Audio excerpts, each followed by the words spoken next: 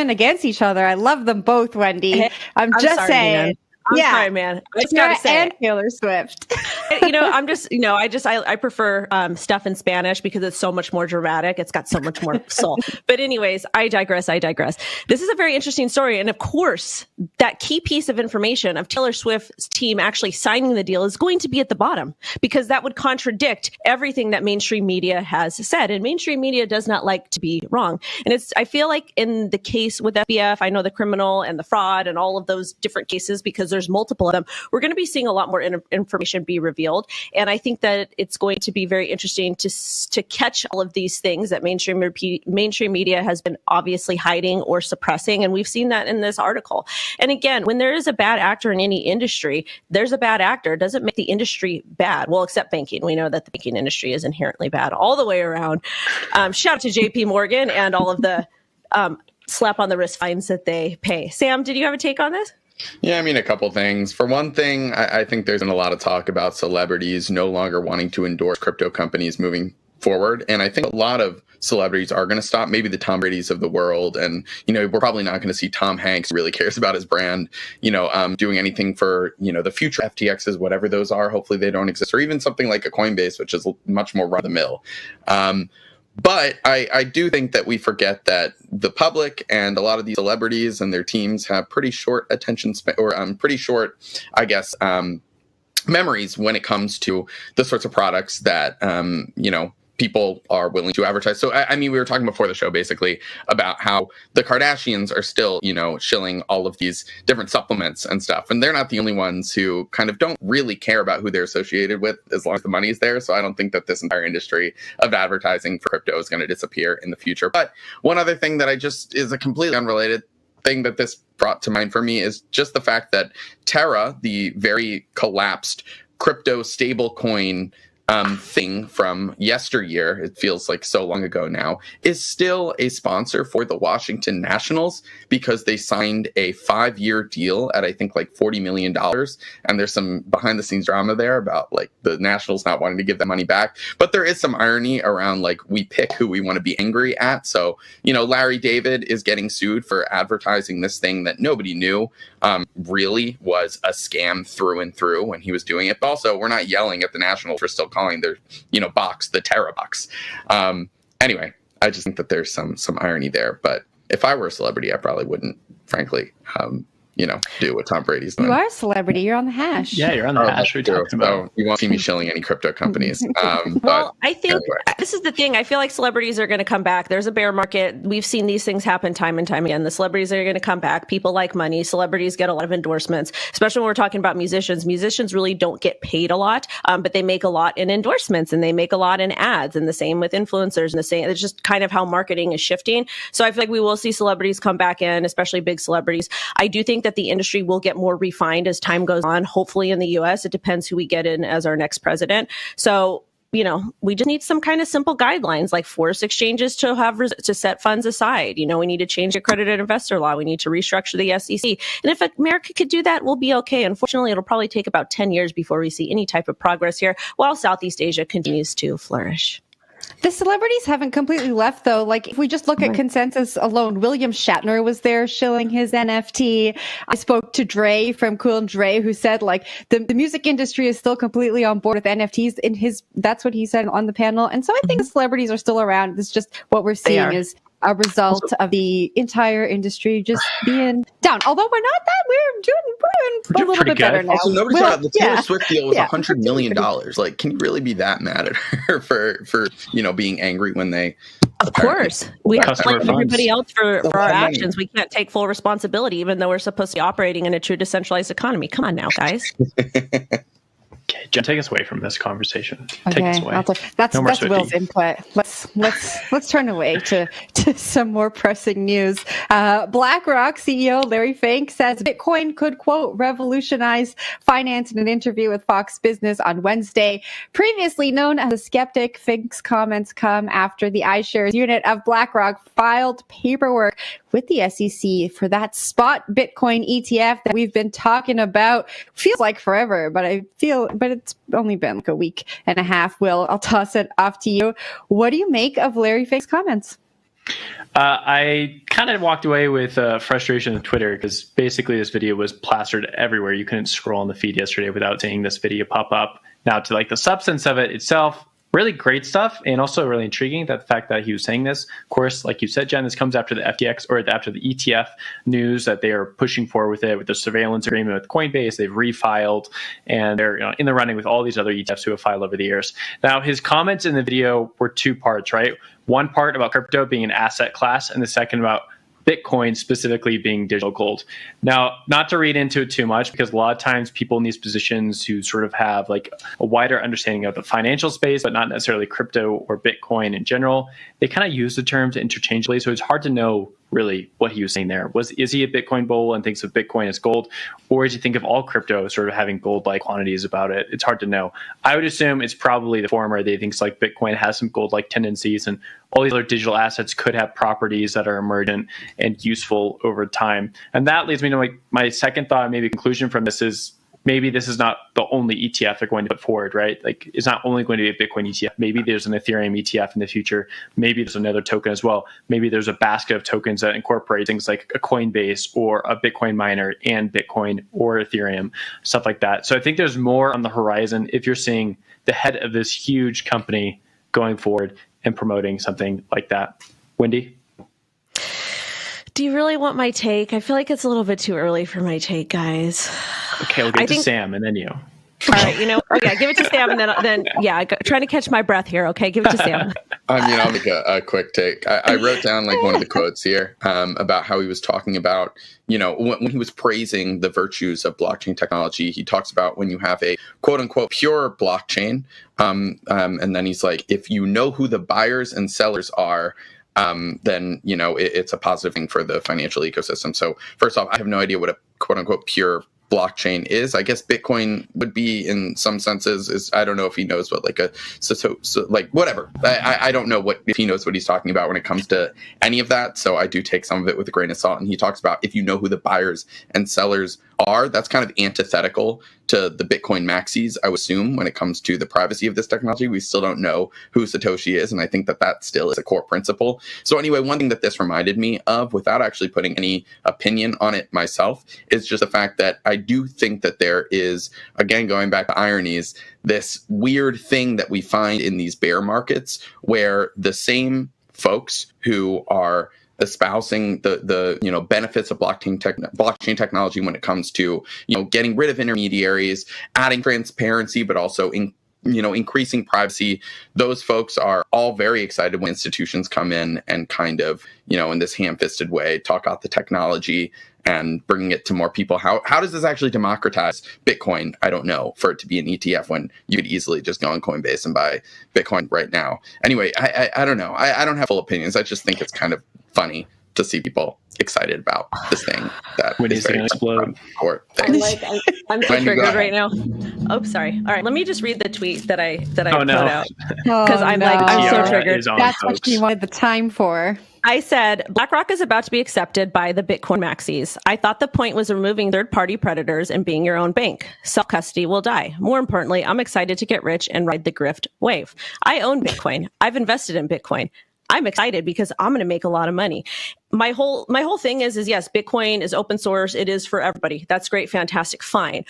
But the goal is to remove the banks, to remove traditional finance, to remove these entities that create gaps between the rich and the poor.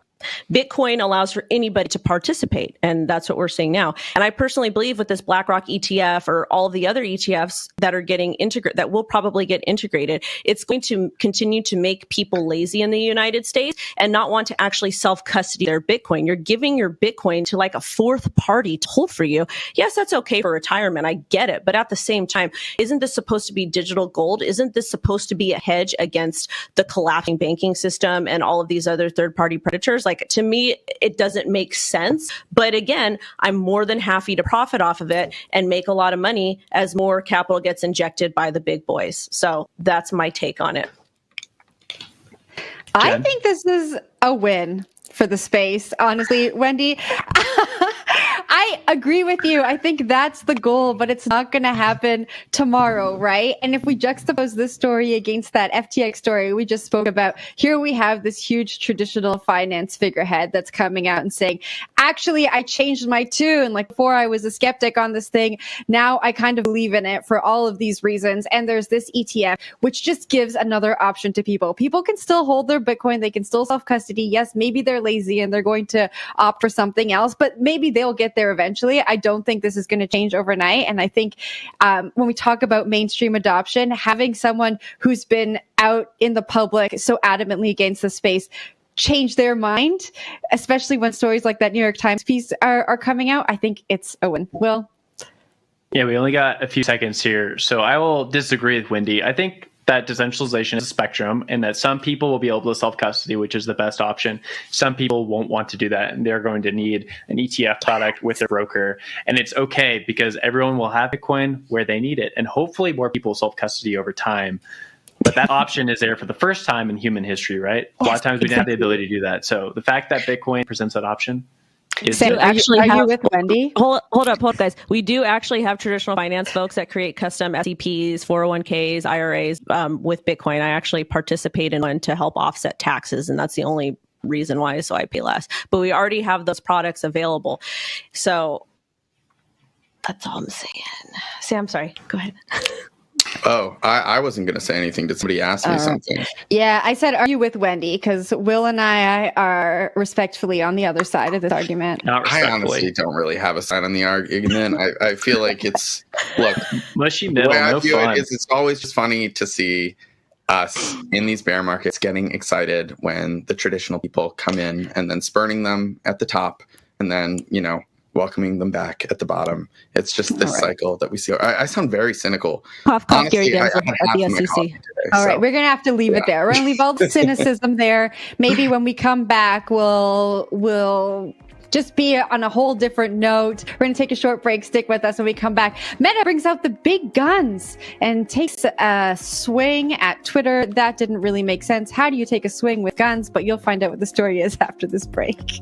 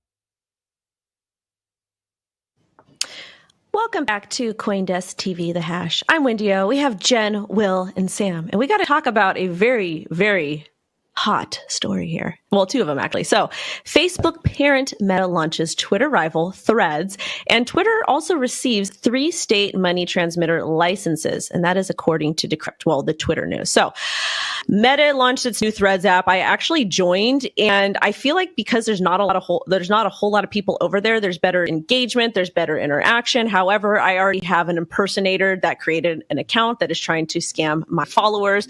I'm going to actually critique this before I get into the Twitter money transmitter license. As a cringe influencer shock jock that does this 24/7, 365, there's a lot of flaws here. The biggest flaw is you can connect it to your Instagram account, but you cannot import your followers over, which I think is absolutely ridiculous. Like, I feel like all of your followers should be able to be imported over. And I think what they should have done is done one app, because there's so many different apps out there, and it just kind of makes it hard. So that's my critique on that. And I think that it's important to, talk about this stuff. Next, Twitter awarded 3 state money transmitter licenses. New Hampshire, Michigan, Missouri approved it. And the platform will now be able to start expanding into its payments and other financial services. I know that I think you can use Stripe and PayPal for your subscribers and whatnot. I believe that I use that. But overall, it's interesting to see these guys compete, especially with their big fight happening soon. I want to kind of toss this over to Will, because I feel like this could be kind of a sports story at the same time. Is this a rivalry because of their fight Sports that they're having, or is it just two nerds that are trying to out-tech each other? Where's the swipe? Don't We make need the sports swipe nerdy. No, Sports are not nerdy, and tech isn't nerdy. It's just funny to say that. We do need the MMA fight between Elon and Zuck.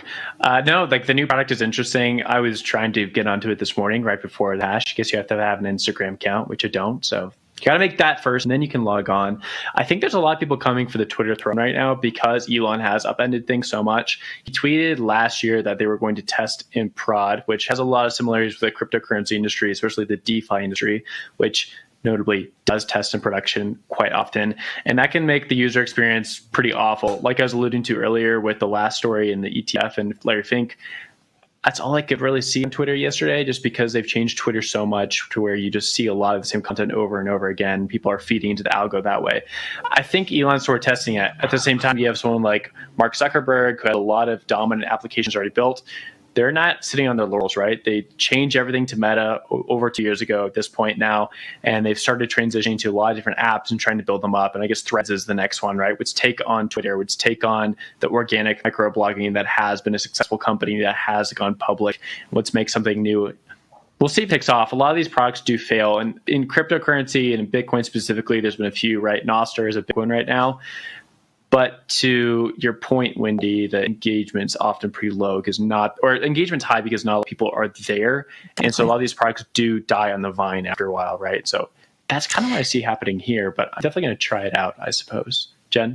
Really quick, sorry, just so you guys know, I get like 2 to 3 emails per week about brand new social media platforms that they want me to migrate over to. And I tell them no every single time, because they're basically asking me to take my audience over there. This product, Threads, is a little bit different because it's already established by an established company. But again, these products generally die out and they don't do well, just from what I've seen over being a shock jock the last couple of years. Jen?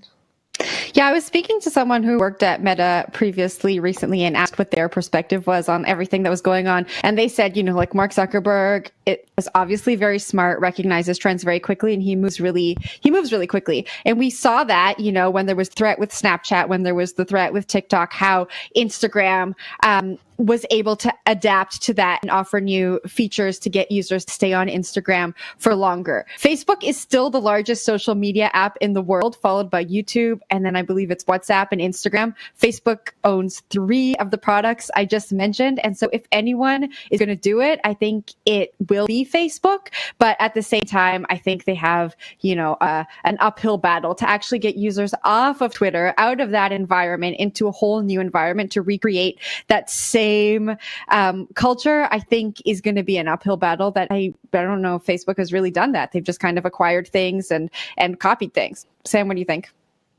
Yeah, I mean, before we transition to the next story, the only thing I'll say is that I think a lot of the talk has been in terms of winner takes all, and I don't think it's going to be a winner takes all sort of a thing. If Mark Zuckerberg makes his platform more of kind of a mindless sort of scrolling, interesting, fun experience, whereas Twitter, if it stays kind of in the more Well, I don't know. Twitter's also, it seems like, trying to move in that direction under Elon rather than the more social graph oriented, trying to, be on top of news type thing. We'll see what happens. I don't think it's winner takes all. They'll both kind of divide into their niches over time, or one will disappear. Who knows? But yeah, maybe to move on to this next story, which is a complete unrelated thing, back to crypto tech. Chainlink, this is a story I wrote. I think I published it yesterday. So Chainlink is this Oracle network. What they do is they bring blockchain, or they bring data from off of blockchains onto blockchains. And they do this through an ostensibly decentralized network of oracles. We wrote this story yesterday that's basically about how their proof of reserves product, which purports to bring proof of a crypto custodian's reserves from the real world, from these custodians, from companies, onto blockchains. We talked about how that Chainlink product, in keeping with the mold of how Chainlink is built, doesn't actually do anything to, it seems, bolster the credibility of those core proof of reserve claims. So proof of reserves was this big thing that's been around for a while, but became much, much more important with the collapse of FTX as stablecoin providers who back their tokens with real world assets, and exchanges like Coinbase and Binance had to prove to users that they had as much money in custody as they did, as they claim to have. But there's lots of different ways to prove your reserves, and none of them are as transparent as a actual blockchain would be. And Chainlink, despite its marketing, might not, improve upon that. But there's caveats, and we can get to those. Does anybody want to comment on this way different story? Will, let's go. I'll snag it. Yeah, the Chainlink story is interesting because it talks about like these things called oracles. Oracles are essentially price feeds, and they also have other types of oracles that allow you to look at reserves of assets.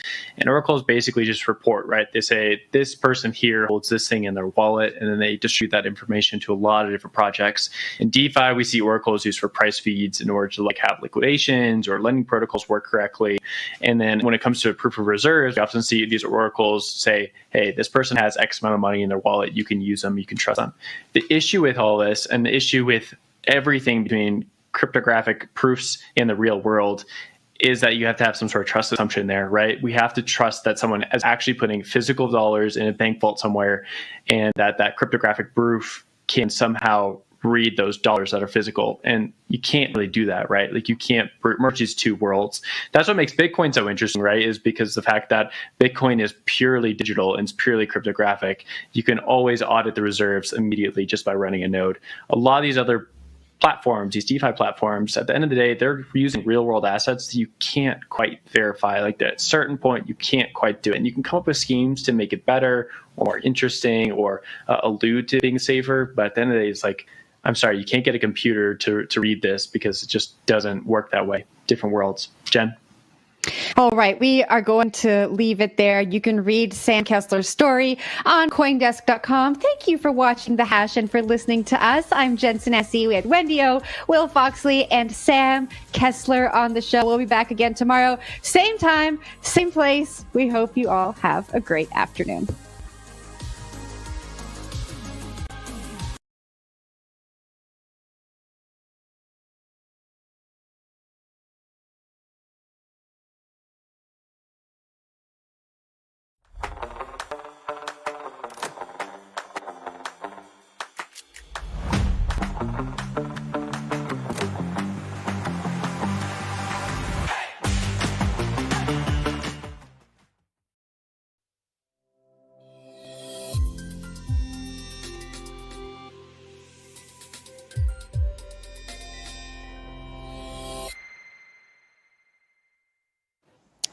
Good morning and welcome to First Mover, your first global look at today's action in Bitcoin, blockchain, and digital assets. I'm Jen Sanasi along with my co-hosts, Emily Parker, CoinDesk's Executive Director of Global Content, and the TIE Director of Content, Lawrence Lewitton. Good morning, guys. Morning.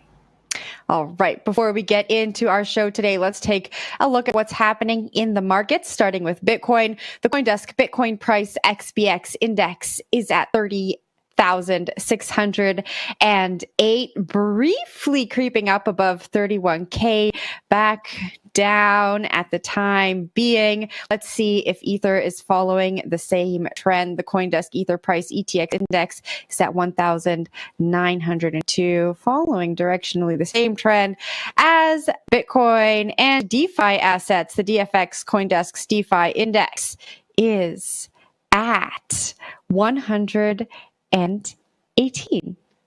All right, let's get to our first guest. We're going off to Hong Kong. The jurisdiction is pushing to become a major Web3 hub, with the government recently establishing a task force for promoting Web3 development. Joining us now is Animoca Brands co-founder and executive chairman, Yat Su. Good morning, Yat.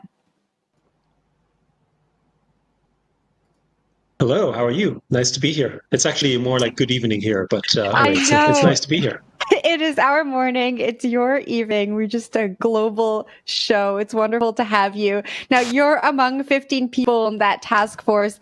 Animoca Brands is headquartered in Hong Kong. Talk to us about what your role is going to be.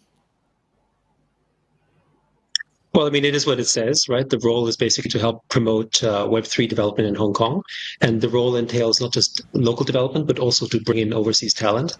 I mean, there's already, thousands of individuals and companies that are now looking to apply for licenses or setting up shop in Hong Kong in areas of Web3 development. And I think the other thing that's fascinating is that this isn't just a government initiative. It's also trying to bring in private enterprise and bringing in basically companies like ours that know something about the space and driving the space. I think it also demonstrates Hong Kong's really goal to be the Web3 leader, not just actually in the region, but in some ways, given some of the, I guess, less friendly actions happening in other parts of the world, I think there's an opportunity for Hong Kong, and that's what they see as well, to become a global leader, really, in the development of Web3, crypto, blockchain, and digital assets. And that's really part of our job, to basically help make Hong Kong stay relevant and to continue develop basically, progressive frameworks as Hong Kong has done so far. Given your experience, is there going to be a focus on bringing business from the gaming sector, the DAO sector over to Hong Kong? I mean, that's certainly one area that we're going to support, but it's basically everything. Web3 covers DeFi, covers, everything related to crypto, covers exchanges, and of course covers non-fungible tokens, gaming, also education, as we're doing most recently, and other forms of, basically culture as well. So it's the whole gamut. So if you can, this particular task force, what do you think the long-term effects will have on mainland China? Do you think that this serves as a model or a potential a laboratory, if you will, for the mainland to change its policies? As you talked about regulatory crackdowns, if you will, on crypto in many countries, including the United States. But will this ultimately change the mainland's mind with how it deals with crypto? Well, I mean, we just have to look at the lens of what's happened just a few weeks ago. In early June, Hong Kong announced basically that it allowed for retail trading for 16 cryptos that are out there. And just around the same week, Beijing came out and put out a Web3 strategy paper and specifically said that, Web3 is the future of the next sort of iteration of the internet, and China has to lead in that area. So that's one. And then, of course, on national TV, as in CCTV, they were broadcasting about the development in Hong Kong, the fact that you can buy Bitcoin there. And this went across basically every Chinese sort of citizen in the national broadcaster. So, you could say that maybe it's just a very interesting coincidence, or the other perspective is to say maybe this was not so much of a coincidence after all. Hong Kong has always been a sandbox for China when it comes particularly to financial services. And when you think of Hong Kong's role in the past, it's always been a gateway for the development of the financial services in and out of China, right? The FDI that goes from foreign investment into China often routes through Hong Kong and vice versa. It's, you don't have sort of free exchange of, for instance, foreign currencies in China, but you do have it in Hong Kong, which is basically, a renminbi clearinghouse, as an example. And so we expect the same thing to happen in digital assets and crypto as well. And of course, the other thing is that, for China, there is a wider theme around that, which is, given everything that's happening in the US, there's sort of two themes. And this, by the way, isn't just for China. It includes places like Japan, Middle East, and even Europe in the same lens. One of them, of course, is dependency on the dollar. So really strengthening, crypto, one perspective is to say that it's sort of a broader attempt or a broader move forward, sort of a form of de-dollarization. That's obviously one, I guess, agenda that sort of serves, I guess, various interests. And the second one is also to sort of really think about it, reduce the influence of predominantly American technologies, right? If you think about what's happening in the Web2 space, the whole world, for the most part, with the exception of a few countries, including China, is dependent on US-based technologies, whether it's Facebook, Amazon, Microsoft, Google, Apple, you name it. And that actually is something that is risky from an American, from a national sovereign perspective as well. So all of these sort of agenda items come together to try to, and there's a very strong reason why you want to develop and promote Web3, not just for Hong Kong and China, but also in Japan and in Korea and in the Middle East and Southeast Asia and many other countries.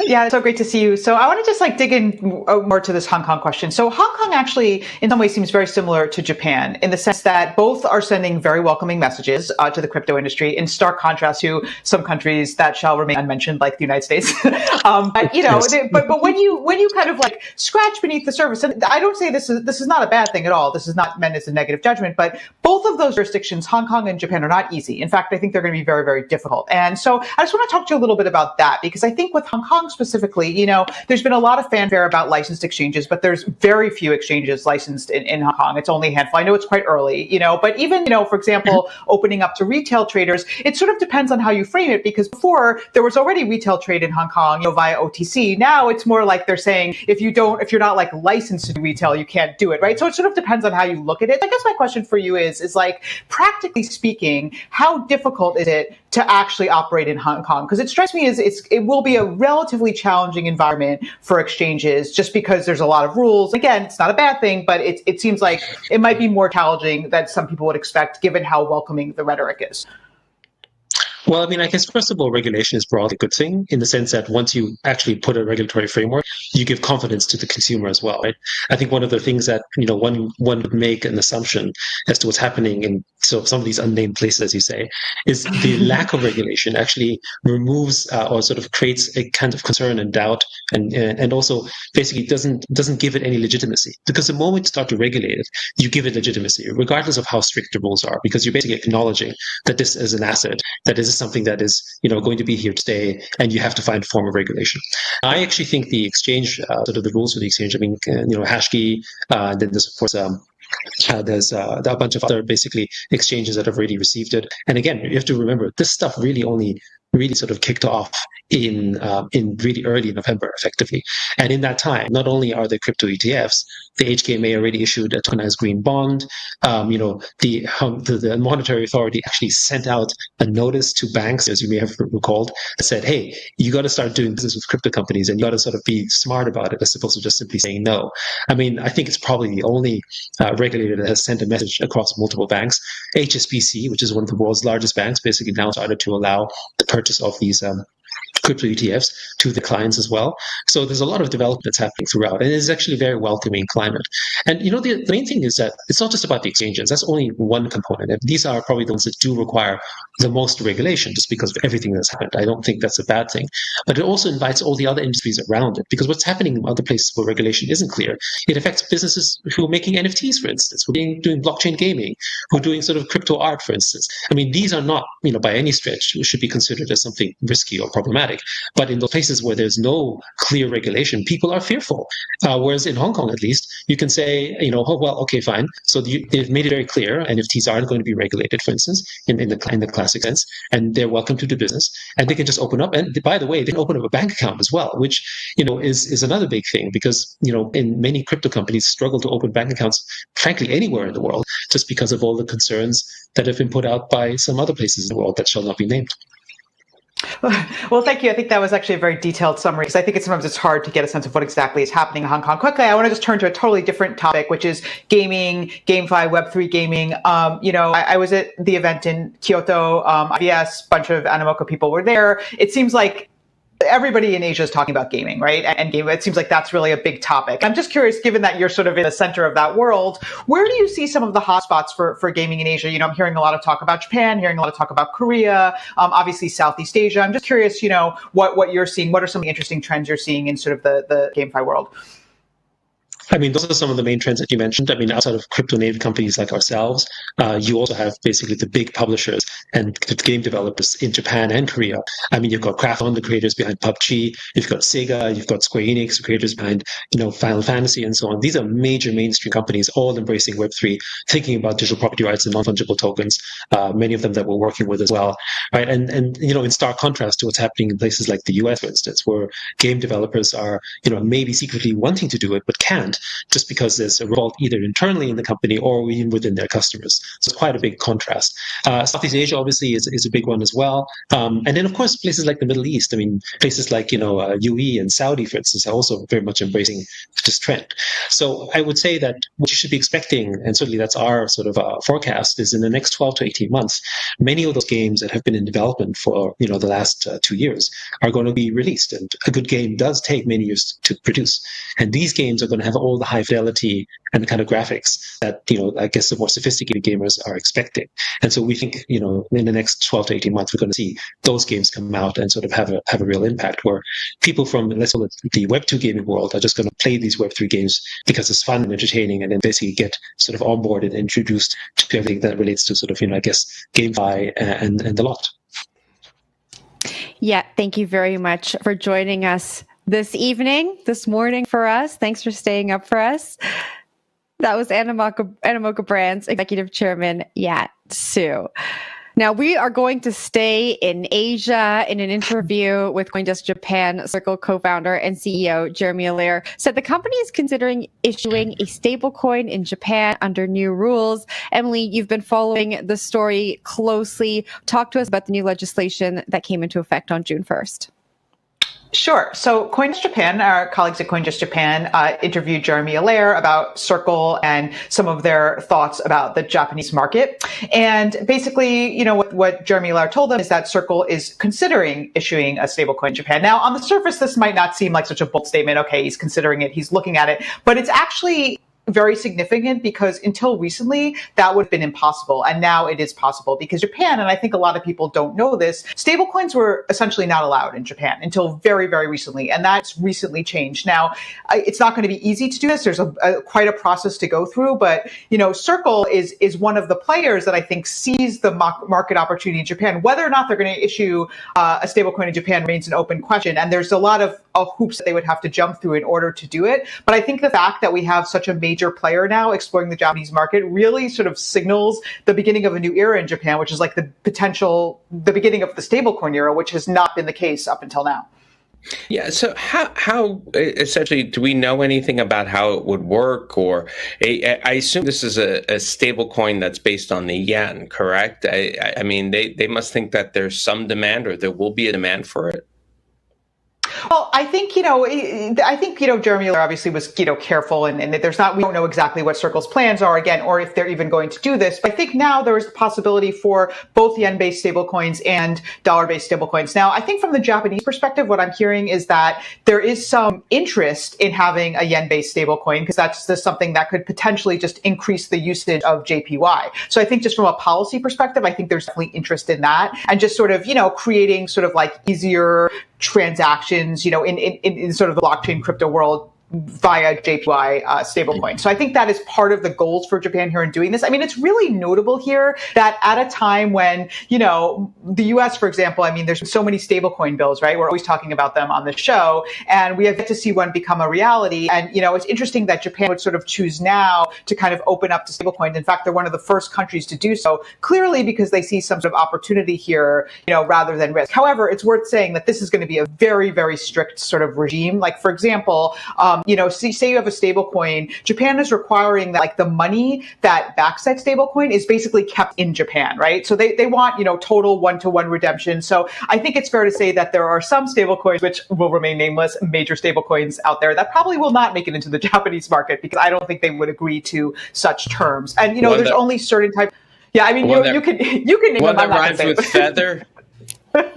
but but there are other rules in terms of like only certain types of institutions can issue stablecoins. So again, not going to be easy. This is generally the case with Japanese crypto regulation, is that they're very forward thinking, they're very welcoming, but they're very tough. So I think that's really the question, is like how this is going to play out and what kind of players will make it into the Japanese market. But I do think Circle's statement is definitely significant.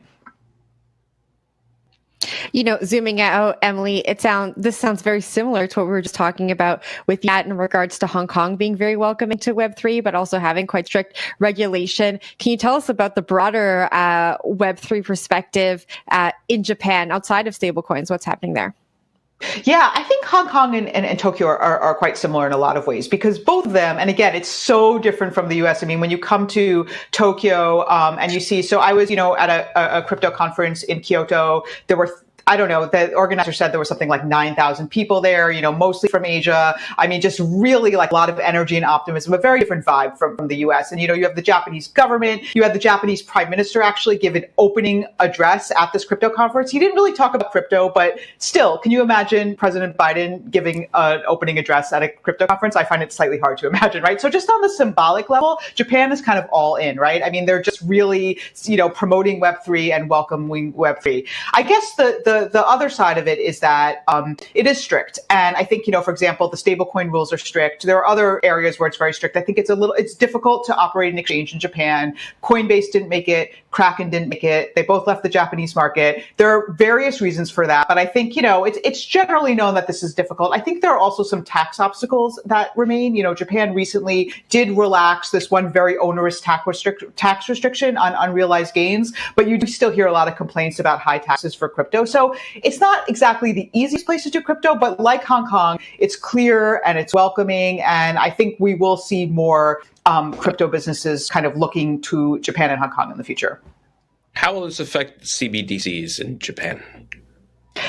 It's a really interesting question. I mean, there's definitely talk of a digital yen, but it's not the same kind of like animated. Animated is a very euphemistic term, debate that we see in the United States, right? Like, you don't hear, presidential candidates saying that, this is going to be a surveillance mechanism. I mean, you're not really. They don't have Florida and Japan. That's the problem. Yeah, exactly. There's not a Japanese version of, DeSantis Florida saying that this is a surveillance instrument. So I don't get a sense right now that there's the same kind of divide between, CBDCs versus stablecoins, and the two of them, can't exist. I mean, I think if the Japanese government thought that, then they, I don't think the road for stablecoins would be as open as it is now. But I think that remains to be seen. I mean, I think it's unclear exactly what is going to happen with the digital yen. I don't get the sense that they are in this sort of like stark competition in the way that many frame it in the United States. Emily, thank you for that. It's always a pleasure zooming out and getting global perspective on this industry with you. We are going to take a break, and when we come back, we'll be taking a look at the markets as Bitcoin briefly tops $31,000. We'll see you after these short minutes.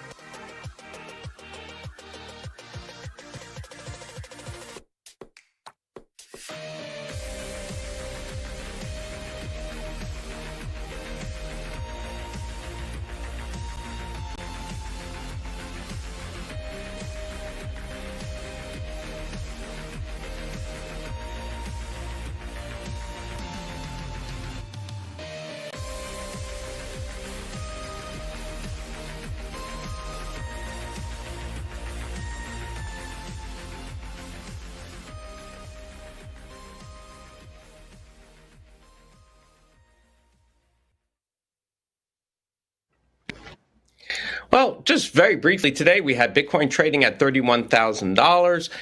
I mean, who would have thunk it a year ago? Maybe a little bit less than a year ago. Who would have thunk it back in January? And that is because we've had some incredible gains this past month, and really this entire year. So joining us now to discuss the crypto markets is CoinDesk Indices Head of Research, Todd Groth. Welcome, Todd. Good to be here. Welcome. Glad to see you. So, Bitcoin up 20% in the past 30 days. But what's happened in the past quarter, meaning, April, May, June? So, looking back here, first off, we started the quarter strong with Consensus, the conference in Austin. And then from there, we've been in a bit of a range. And we've tested the high end of the range, the low end of the range. May in some sense was fairly muted, coming back from a good April, and that was all. This has also been on the back of SVB in March. So with May, what we had was that there was sort of treading water in the markets, range bound again, and part of that was crypto being exposed to macro headwinds of the repricing of interest rate cuts, or pricing in no cuts for the end of this year. In March, we had 3 cuts priced in. Then it took a range-bound May, to basically take those cuts out of expectations, so that there was no dovish view towards the end of the year. And over that time, we had a lot more on-chain activity with meme tokens, Pepe specifically. Just in a few days, going up to 1.5 billion market cap. Now it's around around half that. So that was sort of April, May, and then June. We've had a sort of two primary events that have resulted in. First off, we had the Binance and Coinbase SEC announcements. That really put a damper on all the medium to small cap alternative tokens. They're still down relative to Ethereum or Bitcoin. So you have that combined with then BlackRock filing for the Bitcoin spot ETF, which was obviously very Bitcoin positive. That's resulted in a pretty big bifurcation in this market. I know we sort of had that before with the futures, CFTC considering both Bitcoin and Ethereum to be commodities. Everything else is security. That continues to play out, and so with that, we're seeing Bitcoin dominance back above 50%. Let's dig in a little bit on the issue of the sectors, right? So DAX, the digital asset classification standards that CoinDesk has put together, it divides the market into several sectors. What about those sectors? And you talk about this bifurcation. Mm-hmm.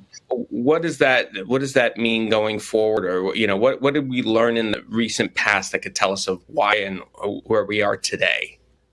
So we're seeing that bifurcation sort of play out even within the sectors, because both currency and a smart contract platform, they contain Bitcoin and Ether tokens within them respectively, and those have been relative outperformers. Especially compared to digitization, culture and entertainment, computing sector. Those had some of the names listed in the SEC enforcement action of Coinbase offering unregistered securities. So that's really sort of split the market into those different themes of those that are regulated, i.e. Bitcoin and Ether under commodities law, versus everything else effectively.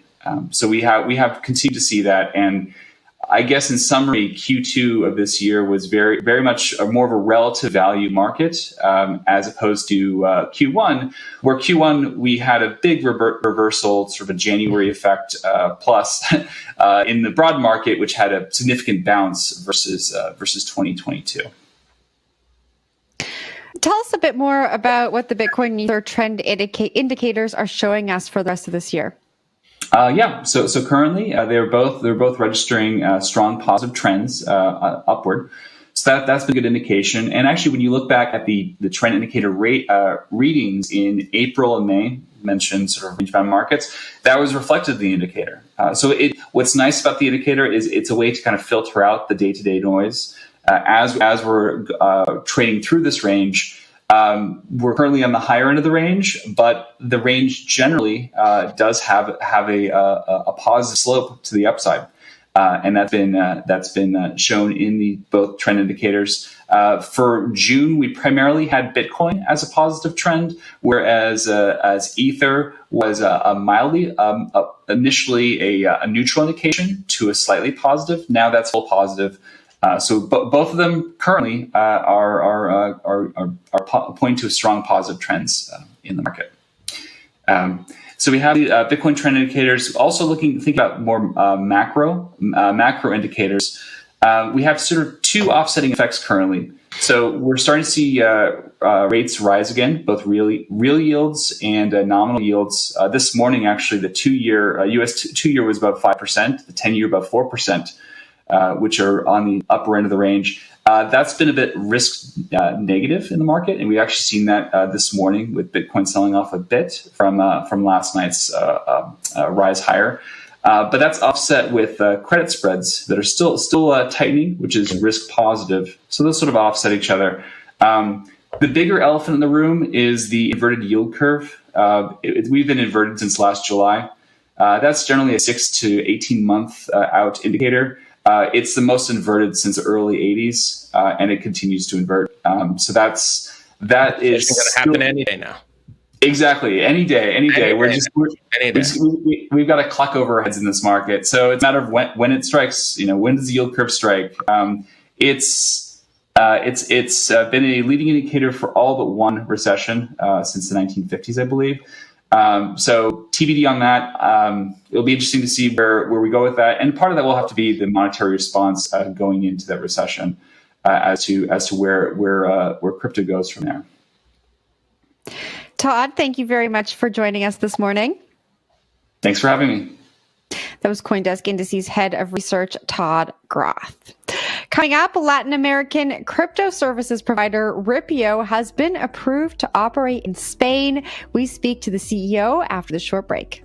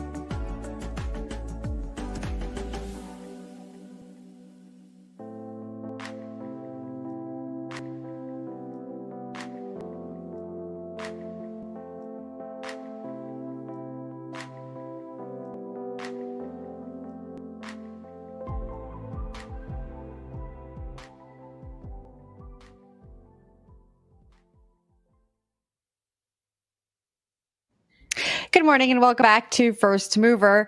Latin American crypto services provider Ripio gets the green light to operate in Spain as an exchange. It's the latest in a number of licenses to crypto companies granted by the country's central bank. Joining us now to discuss is Ripio founder and CEO Sebastian Serrano. Welcome, Sebastian. Well, thank you. Thank you for having me. And good morning. Good morning. Tell us about your plans for Spain. What do you plan to do with this approval? So it's been a lot of work. As a company, we started 10 years ago from Argentina, and then over the years we grew to Brazil, to almost every other major country across Latin America. And this year we first got a license in Florida, which is outside of Latin America. And now, after almost 2 years of working, we got this approval for our license in Spain, and we decided to open the operations in the country because it has a lot of connections and flows with Latin America, and it's still a Latin country, but not in the continent, and it's the first time that we cross outside of it, and we think that we're gonna have a lot of opportunities for people that buy and sell stables and crypto and need to send money into Latin American countries. We also always had interest from Spain. We create a lot of content in Spanish, and that brings us always traffic to us from Spain. And we also, over the recent years, we have been doing a lot more focus on B2B and corporate deals. So we also are planning to offer our B2B services and custody for European companies. Now, Ripio was founded in Argentina and also operates in Brazil, Mexico, and the U.S. Talk to us about the regulatory challenges you're facing right now. Those are a lot of different jurisdictions, a lot of different regulation. How are you managing? Where is it easy? Where is it challenging? Break it down for us. So every country has its challenges and its views and its own context. For example, in Argentina, there is a lot of concerns about the exchange rate in the country for dollars, and there's a lot that we work with the regulator about the impact that has crypto in the exchange market, and there's a lot of that we discuss. We recently did a conference in Argentina, our first conference, and we got the president of the CNB, which is kind of like SEC for Argentina, and the people from the Central Bank of Uruguay, and other regulators. And this is part of a lot of work that we do in every country that we have a presence. Many of the countries in Latin America are starting to have regulations, and we participate a lot in that discussions. For example, early last year, Paraguay has now a law for crypto, and because of how the context of the country is, it has a lot of focus on mining, because it's a country that has a lot of mining in Bitcoin. And that's what you see in every country. Every country has different concerns about or its remittances, or so in every country we're seeing different concerns that we need to work on. But the thing that I think is common is there is coming regulation in almost every country. There is a law coming up in Uruguay that is in Congress. There is a new law that passed in Brazil that the central bank needs to regulate now, and you see that almost every country now is getting some sort of regulation. Each one of them has its own particularities and concerns, but I think in the next 2 years we're gonna see almost laws in every Latin American country regulating crypto. Sebastian, let's just quickly talk about the market for a moment. Now, this is not unique to Latin America. There's obviously a lot of market challenges around the world, but, I get the sense that, for a while there were so many headlines and so much media about the Latin America crypto boom. Seems like it's cooled a little bit. Again, I think that's happening all over the world, not just Latin America, but I'm just curious, like from an exchange perspective, how you see that. And are you seeing that? Are you seeing some of the activity and volumes? I'm just not hearing the same kind of excitement that, we heard maybe a year or two ago. And again, that's true kind of everywhere, but I'm just curious, how you see it from where you're sitting. So it is it's the same across Latin America. There is a less news coverage or less excitement. I think the price of assets have a lot to do with that. But the thing that we have been seeing a lot across Latin America is that especially the use of stablecoins has been growing and growing, and that is something that is becoming more common, and there is a lot of economic flows that happen and a lot of transactioning. So crypto comes back, appears more in broader context, and it's more and more normalized as part of life, especially in Argentina, which is the levels of adoption are very high. And then, for example, to give an example, there is an election now in Argentina, and there is a popular podcast that three major candidates went to talk about blockchain, crypto, and technology, and these are things that need to be covered. Like these are things that are part of the daily lives of people. So while there is less excitement, and I think that will change when there is more price activity. What I do see is there is a lot more common use of this technology, and not just speculation. Thank you very much. We're going to have to leave it there. Thank you so much for joining the show. Thank you. Thank you for having me. That was Ripio founder and CEO, Sebastian Serrano. The State of Crypto is presented by Tron, connecting the world to the power of cryptocurrency. FTX said in a legal filing that BlockFi's bankruptcy proposals are an abuse of bankruptcy rules, with $1 billion of disputed transactions at stake. Joining us now to discuss is CoinDesk Global Policy and Regulation Managing Editor Nick Day, who is also the editor of CoinDesk State of Crypto newsletter. For the love of God, you need to subscribe to this thing. Good morning, Nick. Good morning. Okay, so FTX, they bailed out BlockFi last year, back when we thought FTX was the white knight that would save crypto. Oops. Anyway, what's going on now with BlockFi's proposal, and how are these two connected still? Yeah, so a few months ago, BlockFi put out a proposal for really trying to settle out how some of its claims could be organized, or some of the debts that it owes other parties could be organized, and trying to set up a voting schedule for the different types of creditors. Right. This morning / yesterday, FTX filed an objection saying that under that proposed BlockFi schedule, the funds that BlockFi owes FTX might not be, properly repaid. Basically, to your point at the beginning, where FTX is alleging this is an abuse of the bankruptcy system, FTX appears to be alleging that BlockFi is seeking to get out of that particular, those particular debts by, through its filing and through the bankruptcy process.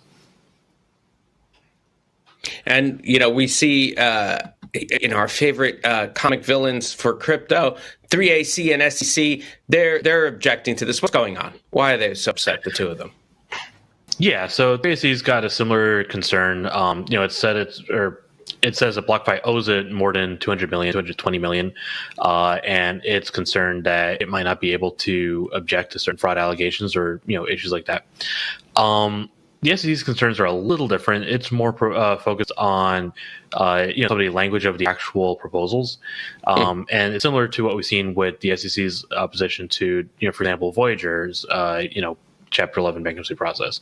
That's more procedural. It's more focused on making sure that, in the SEC's view, that the appropriate individuals and parties are, given the level of responsibility that they should have, meaning, they want to be able to, investigate management. They want to make sure that management is not released from any, certain liability claims or anything like that. So three different objections really, but following similar, threads of what we've seen before. Nick, thanks very much for joining us this morning. We will see you tomorrow. I will. That was CoinDesk Global Policy and Regulation Managing Editor Nick Day. Don't forget to sign up for the State of Crypto newsletter on CoinDesk.com. That's it for First Mover today. Thank you to my co-hosts Emily Parker and Lawrence Lewitton. We'll be back same time, same place tomorrow. You're watching CoinDesk TV.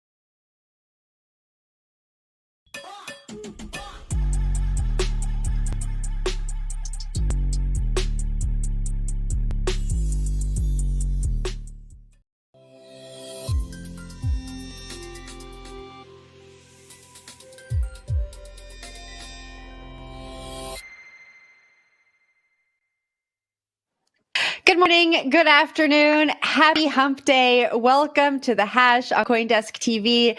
You may be listening to us on the CoinDesk Podcast Network if you're not watching us, but either way, we love you and we're happy that you're here with us today. I'm Jen Sanazzi. Joining me today is Wendy O and Will Foxley. We're going to get right into the news of the day. Will, you got our first story. Some new developments with those ETFs. Yep, 3 box Wednesday. I'm in a weird box today, though, so anyone watching this, apologies for the odd angle, but we're here. That's all that matters. Valkyrie Digital Assets has refiled its application for a spot Bitcoin exchange-traded fund. Of course, they already have a futures Bitcoin exchange-traded fund on the NASDAQ, so this follows up on top of that one. They've refiled using the Coinbase surveillance agreement that was first noted or at least whispered with BlackRock. The SEC went back to all these people who had filed ETFs and said, we need you to name whoever is in the surveillance agreement. So now all those refilings have begun, with Valkyrie being one of those. Of course, the market is turning on a lot of this news. Bitcoin peaked over $31,000 over the weekend, and it's been pretty strong on headwaves that, hey, there might be a spot ETF in the future for Bitcoin. Wendy, I'll throw it over to you for your take. I feel like BlackRock was playing 4D chess with the entire market, because wasn't BlackRock the first one to kind of kick this trend off when it came to filing for Bitcoin spot ETFs?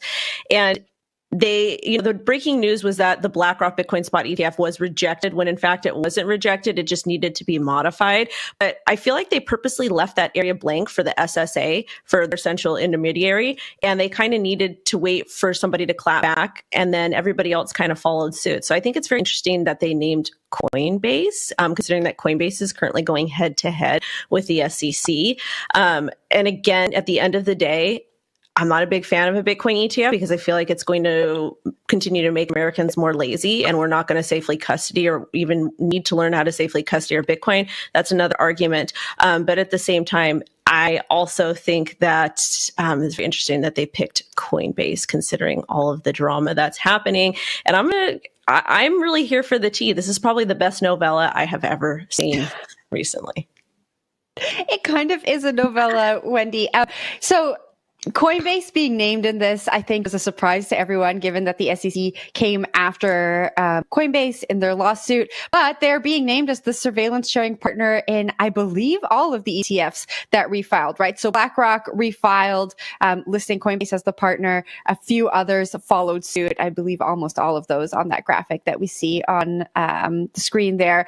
But according to BlackRock's filing that came in just a few days ago, Coinbase has represented 56% of the dollar to Bitcoin trading on US based platforms. And that's why BlackRock chose. I feel like BlackRock is leading the way. I feel like and this is just a feeling, I have no information. It feels like BlackRock must have some information, and that's why they issued this filing. And then it feels like everyone is just following what they do. And all the analysts in the market are saying that they are hopeful that this ETF comes to fruition. Of course, like Will mentioned, Bitcoin is holding above $30,000. I have to mention, Canada has had an ETF for a very, very long time. And so all of this excitement, I don't know, Will, is it going to fizzle away once this ETF gets approved, if and when it does?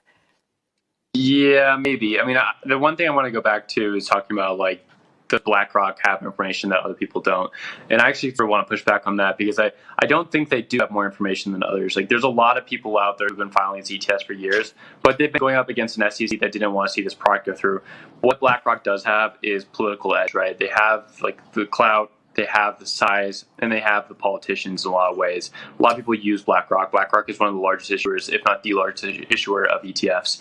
And so for them to look at this market and say like, we want an ETF probably means that there's probably been the ability to have an ETF in this market for a while. Coinbase has been around for quite a while. It's been a public company for over 2 years now.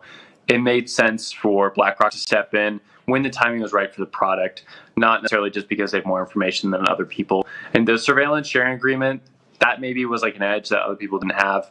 But at the same time, those things are not uncommon either. And I'm frankly a little confused why people didn't come up with that earlier. If that's all they really needed was some sort of surveillance agreement on market manipulation. If you go back to like the earlier ETFs, that's always been the critique, is that the Bitcoin market can easily be manipulated. But if you have this agreement, maybe there's a way around it. Wendy? But like, this is the thing though, like everything is so heavily manipulated, especially traditional finance and all the insider information that goes along. And I guess that it's like SSA is like this public facade that they have to do as lawmakers or public servants, but isn't it kind of silly? And I feel like the reason why there wasn't an SSA listed in the first place is because the SEC has literally gone head to head with every single crypto exchange in America for one reason or the other. And the lawsuits are just pretty hilarious and frivolous at this time. But I think that that's why they didn't list it initially, is they probably didn't want, I don't know. I feel like they were waiting for the SEC to respond, and that's probably an internal conversation that went down, in my personal opinion. Yeah. I just want to point out quickly that in previous filings, Will, and you can correct me if I'm wrong, it's taken the SEC much longer to respond with feedback. Here, we had BlackRock file. We had a few other firms file. The SEC came back, said this is inadequate, and they had the chance to make those amendments and file again. I don't feel like we've seen the SEC respond so quickly in the past. No, I think you're right there. I think it sort of depends on the sort of filing that we're being done. This one, it was like sort of a quick note being like, hey, you guys need to share the partner with this surveillance agreement. And so they were able to refile pretty quickly. But overall, the SEC has taken forever to get back on these things, which has delayed any sort of push with an ETF, right? If you put an ETF into the market and then you have to wait forever for the SEC to get back to you, well, basically just spending millions of dollars on lawyer fees and not having any revenue in return. All right, let's leave that one there. I'm sure we'll have more ETF news for you tomorrow. But let's talk about 3AC and some comments that were made on a Twitter Spaces. So 3AC founders will apparently donate future earnings to creditors who lost money after the hedge fund imploded last year. This is according to what Kyle Davies said in a Twitter Spaces on Monday as a response to a question about the optics of him and Suzu working on a new crypto exchange from the beaches of Bali while 3AC goes through liquidation. Davies described the plan as a, quote, shadow recovery process outside of the liquidation proceedings. He also said that some early creditors have already been made whole. Wendy, I heard that big sigh of yours. So what are your thoughts on these comments? Well, I don't like to get bit twice in a row. And I think that I feel like everybody was a bad actor. I prefer in that particular situation with the entire crypto contagion that happened, it was just kind of tiered levels of who was worse than the other. And I don't know, I just wouldn't want to do business or be a part of anything in relation to these type of people. And I feel like there's a lot more time, or people should be a lot more patient and wait for some of the lawsuits and things to play out before you use products or services from people. And that's a very important aspect of fundamental analysis that I feel like a lot of us in the crypto industry fail to use or even think about. I want to use a product by somebody who, has a particular type of pass or that I'm getting bad vibes from. And I know that sounds kind of off, but I really like after everything that's happened, I would just be really cautious using anybody's product that's done something not so good in the past.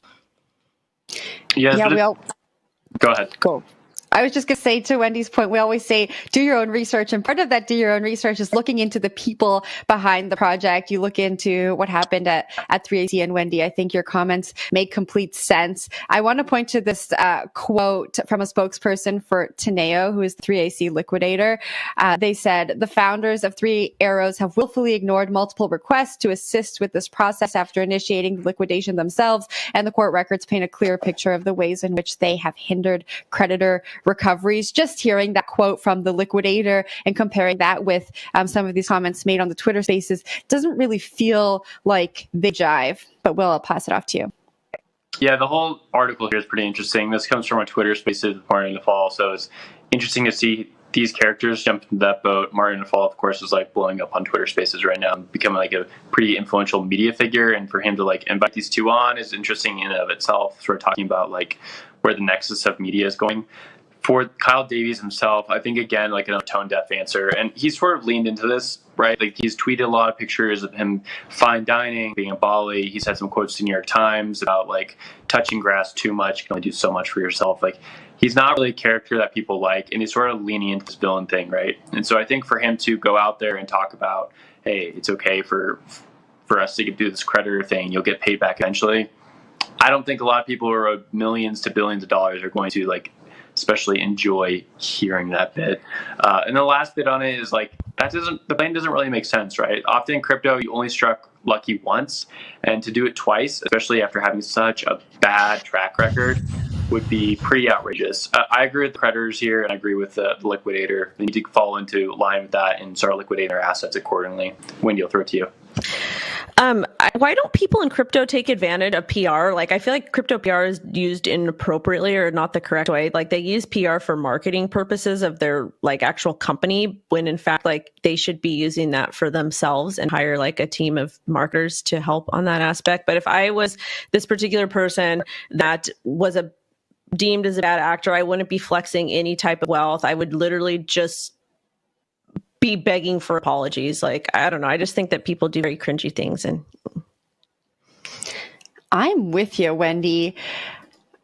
He said in the Twitter Spaces, there's a connection between the new venture and creditors. And he says that creditors are going to be able to benefit from this new entrepreneurial journey. It feels like he's using this as like a way to promote open exchange. I just brought it up now. We're talking about it now. And a lot of people have said this new product, honestly, if brought to market by anyone else, is one that could do well, and the tokenization of bankruptcy claims is an interesting way to look at these. But I'm totally with you on that one, Wendy. Sorry, my nose was itching like crazy. That's why I'm like. I thought that maybe you were making that face as a reaction to the story, but we will leave that one there. We're going to take a short break, and when we come back, a blue chip NFT project has hit 20-month lows. I got rugged by Control. They're telling you who it is. It's the Bored Ape Yacht Club. But on the other side of this break, we're gonna maybe speculate on why and what's going on. Stick around.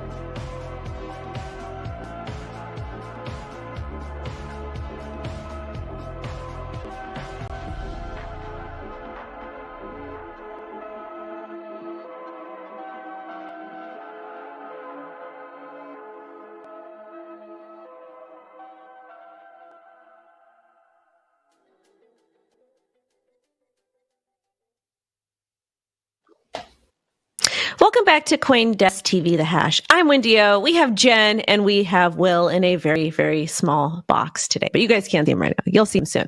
But we have to cover the story because it is all the rage on NFT Twitter. So, Bored Ape Yacht Club NFT floor price sinks to 20-month low. The floor fell to about 27.4 ETH, which is equivalent to approximately $58,000 on a Sunday. This price has not been seen since October of 2021. And then we pumped to all-time high. But again, we are in a bull market. We're currently in a bear market. Data from CoinGecko shows the floor price hit 153.7 ETH in April of 2022. And again, you guys, we were in a different market. OpenSea said Basie, I guess that's how the cool kids say it, has experienced a decline in the average price, reflecting on a wider cool down in the NFT market. And the other top collections, including Moonbirds, Azuki, Doodles, have also experienced dips recently. And the Basie floor price has risen back above 30 ETH since then. Full disclosure, I own a mutant ape, free and clear, that I traded to get, and I will keep him or her forever. I think that this is just typical bear market behavior, but I want to get Will's opinion on this because he's an Ordinals guy. I am an Ordinals guy. Will's our NFT expert these days. He is. Totally. I am. Jen, you relinquished the throne to me. It's kind of sad. You had it, scotch clear. No, this story is sort of emblematic of the whole NFT market and very similar to the ICO market, I think, in 2018, 2019, where a lot of these people made these huge projects. They promised a lot of things, and then over time, those fulfillment of those promises couldn't be made because they were too big, too grandiose, and the underlying product itself was oversold. We saw that all these Bored Apes went up to as much as like $500,000 as a base floor. And the idea was, hey, let's build a whole ecosystem out of this. We can make games, we can have celebrities be involved, we can make restaurants, all this sort of stuff. That's a lot of stuff. It takes years to make, and only part of it became true. Even if you don't like the artwork, even if you don't care about that, there was a lot of promises for just being in this community. And those things take time, and if you're not able to fill it fast enough, well, it's a very liquid market, so you can just opt out of it very quickly. And I think that's what we're seeing right now is people deciding, hey, I'd rather have the ETH, I'd rather have the USD than be a part of this community, so I'm going to jump out of it. I think that's the same thing that happened with Azuki when it sort of messed up its launch 2 weeks ago or a week ago. They didn't meet the expectations of the community, and now they're going to have to suffer the price retaliation. But I saw Wendy shaking her head, so I'd love some feedback. So the Zuki thing was it was literally just a cash grab. Like these 10,000 generative AI pieces, they're not art. Like that's not why NFTs were created. They literally did a copy pasta of the original collection, probably to pay for the party that they had from what I'm seeing. Also too, there's a lot of liquidations, and I think it's Blur. I don't use Blur. But you're allowed to take loans out against your JPEGs, et cetera. I feel like that's what we're seeing a lot of, is a lot of people took out these loans and took out these positions and didn't anticipate floor price to drop this low. And we've seen this happen in the crypto markets as a trader. This is not something that's necessarily uncommon, but when you add more of a trading aspect to NFTs, you're going to see these types of things happen. So not only are people opting out, people probably were not taking profit in the bear market, and they probably were over leveraged it, and it just didn't work out well for them. Jen? Wendy, you set me up for some facts I found while I'm digging this morning. So people are actually pointing to NFT trading platform Blur as maybe one of the reasons as to why this is happening. So some of the information I found while I was digging around was, Blur created this trading frenzy with its tokenized incentives. So they're focusing in on these tokenized incentives. Bored Ape Yacht Club was one of the most traded collections on Blur. Traders were bidding and trading in really high volumes with the aim of collecting more tokens. I think there was even a double token incentive that happened in April or May. And now reports are saying that many lost money in the trading frenzy and then had to sell at losses. And so that could be one of the reasons we're seeing kind of a same trend across some other blue chip projects. So this doesn't look like it is unique to Bored Ape Yacht Club. And I think it's interesting as we get these new mechanisms to operate with in the DeFi world, we may see some interesting things happen with NFTs. Well, that's stuff out there. Yeah, I got to be an Ordinals fan. Get some inscriptions. It's the next wave of NFTs, and they're built on Bitcoin, so they're way better. I was going to quickly point to this tweet that I thought was really funny as I was digging for information. This person says, imagine walking into a watch store and seeing 10 dudes repeatedly chuck all the Rolexes back and forth at each other. That's what it feels like logging onto Blur, seeing how farmers are treating these luxury digital assets. I thought that was kind of funny and a great way to visualize why maybe new buyers aren't aping into the Bored Ape Yacht Club. But Wendy, I'll give it back to you for last word. Last word is, and we'll answer this on the next show when we cover ordinals. Do you think if the ape owners inscribed their apes on as an ordinal, do you think that would potentially help? But don't answer it now. Next time. But no. There we go. I don't like Bored Apes. I don't know. I think they're lame. Okay, let's go to the last story, though. Let's talk about Pepe. We're not talking about Pepe today, Will. We're not talking about Pepe? Done. We're not talking. Do you want to talk about Pepe? We got 1 minute. It's going to be a speed round. Pepe 2.0, baby. You can still buy Pepe and get rugged there as well. So I want to touch it. That's the story. That's actually the story in a nutshell. Really quickly to the audience, if you guys are going to ape into any of this garbage, understand you're probably going to lose money. Please consider using disposable income, and please consider taking profits like an absolute savage, because this stuff is going to end up going to zero. That's all I have to say. I agree, Wendy. Be smart, people. All right. We are going to leave it there for a $3 Wednesday show. I'm Jen Sanasi, Wendy O, Will Foxley. Always such a pleasure to hear your thoughts, opinions, comments, feedback. We'll be right here on the Hash again tomorrow at 12 p.m. Eastern. We'll see you then.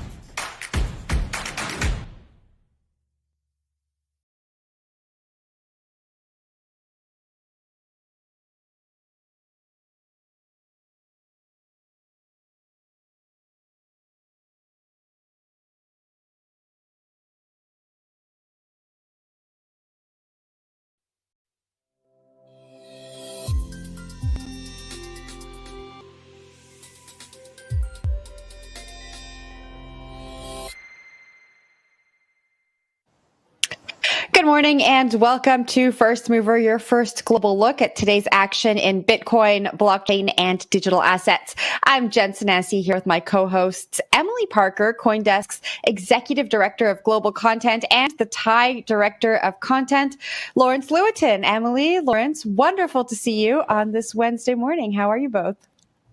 Great to see you too. Yeah, it was quite a fourth. Quite a fourth it was, Emily. Welcome back. We missed you over the past 2 weeks. Where have you been? I have been in Asia, where it's a lot more bullish on crypto than the U.S. Completely different mood here. So we will talk about that in more detail tomorrow. I look forward to it. All right, let's take a look at what's going on in the markets, starting with Bitcoin. The CoinDesk Bitcoin price XBX index is at 30,320, down about 2.3%, taking a little bit of a dive there on some Binance news that we'll be unpacking later on in the show. Let's take a look at what's happening with Ether. The CoinDesk Ether price ETX index is following the same trend, 1,901 this morning, down